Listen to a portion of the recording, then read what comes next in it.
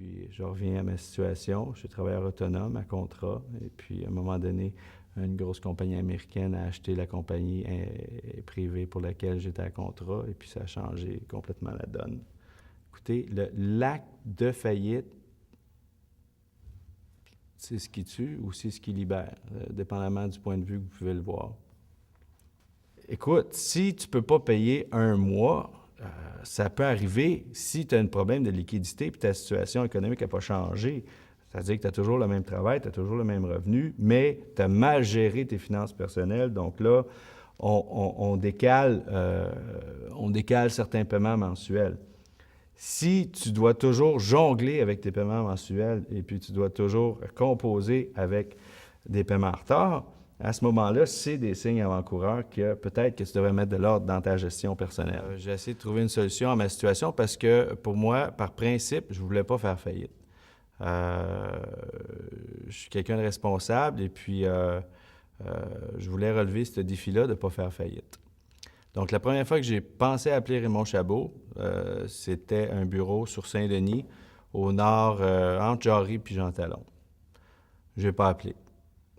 La deuxième fois que j'ai pensé à appeler Raymond Chabot pour voir ce que je pouvais faire avec ma situation, j'ai appelé la Banque nationale. C'est là que je suis allé rencontrer la Banque nationale. J'ai fait 2 rencontres avec la Banque nationale. Et puis, encore une fois, mathématiquement, ça ne faisait pas. La 3e fois que j'ai pensé à faire affaire avec Raymond Chabot ou à faire faillite, j'ai vérifié votre site web. Et puis, quand j'ai vu Sylvie Pelchat puis José Bourgeois, j'ai dit « that's it ».